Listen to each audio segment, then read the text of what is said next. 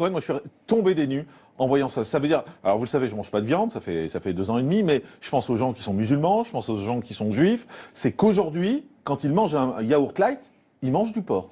Alors, ils peuvent en manger parce qu'en réalité, on se sert de cette gélatine parce qu'en fait, à partir de la couenne de porc, on fabrique de la gélatine et cette gélatine, justement, quand un produit est allégé, on peut pas lui donner une coagulation normale. Il n'aura jamais la forme d'un yaourt. Donc, pour lui donner la forme d'un yaourt, on va rajouter de la gélatine et en l'occurrence, la gélatine la moins chère, c'est la gélatine de porc. Et donc, pendant des années, tant qu'il n'y avait pas d'obligation légale, on mettait la gélatine, on avait un produit allégé qui tenait, qui était consistant, mais en fait, c'était de la gélatine de porc qu'il faisait tenir. Mais on marche sur la tête quand même, excusez-moi, de mettre dans un yaourt de foutre du porc. Enfin, on marche sur la tête. Alors, c'était surtout dégueulasse vis-à-vis des gens qui avaient des contraintes religieuses ou des contraintes alimentaires. Je pense soit aux juifs, soit aux musulmans, soit aux végétariens, aux végétaliens, qui avaient envie de manger un produit et qui, en fait, découvrent au bout d'un moment que c'est de la gélatine. Ceci étant, sur la pression de beaucoup de gens, on commence à utiliser de la gélatine bovine, mais c'est pas beaucoup mieux. Vous avez un bœuf dans le yaourt et on dit sans arrêt. Vous entendez ce que vous dites? Vous avez un bœuf dans le yaourt, quoi. Excusez-moi.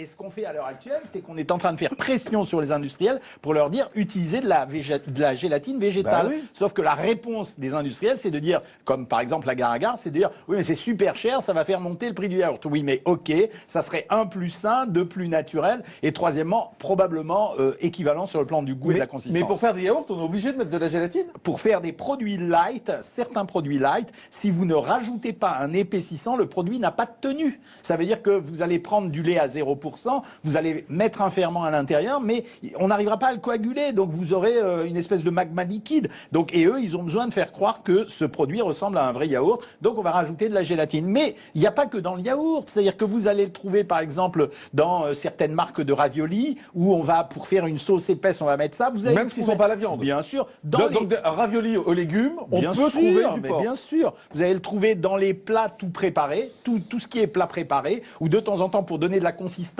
à la sauce parce qu'on n'a pas l'argent pour mettre de la crème fraîche ou pour mettre des produits ou de l'huile ou du beurre, etc. On va rajouter de la gélatine. Donc vous l'avez dans plein de produits. C'est pour ça qu'aujourd'hui, quand vous êtes juif, musulman ou végétarien ou végétalien, vous êtes obligé de regarder sur l'étiquette parce que maintenant, c'est écrit en revanche. Maintenant on est obligé. Il n'y a pas juste écrit gélatine, il y a écrit gélatine de porc. On est obligé gélatine et de préciser l'origine si c'est du beurre, si c'est du porc ou du bœuf. D'accord, mais c'est ou un ou l'autre. De toute façon, quand c'est de la gélatine, à part la gélatine végétale, l'agar-agar qui sera précisée, non, ça peut être que de l'animal. Donc en fait, je découvre aujourd'hui que depuis 2 ans et demi, je dis je mange pas de viande, mais dès que je mange un yaourt light, en fait, j'ai pas arrêté de manger du porc. Ouais, et vous donnez une information comme quoi vous êtes au régime puisque vous mangez des produits allégés en même temps. Eh ben oui, mais ça se voit que j'ai besoin d'un régime de toute façon.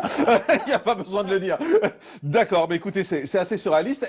Aujourd'hui, à part l'agar-agar, là, c'est ça ce que vous appelez l'agar-agar, c'est le seul moyen de faire des produits on peut rajouter aussi des amidons transformés, c'est-à-dire l'amidon transformé, c'est le produit qu'on trouve notamment dans les pommes de terre. C'est des sucres qu'on va utiliser, qui vont se mélanger, qui vont épaissir la sauce, comme les ménagères qui utilisent ou les gens qui font la cuisine à la maison, la maïzena ou la farine qui va servir à épaissir un produit. Et dernière question pour conclure, vous dites aux gens aujourd'hui arrêtez de manger du light en fait. Si oui, clairement, arrêtez de manger du light, arrêtez de mettre des édulcorants dans vos produits. On a une nouvelle notion à l'heure actuelle, les édulcorants vous empêchent de manger certes du sucre, mais ils renforcent la tendance à manger du gras. Merci docteur Jean-Michel Cohen, nutritionniste, d'avoir été avec nous avoir appris qu'il y avait un bœuf dans nos yaourts ou du porc dans nos yaourts.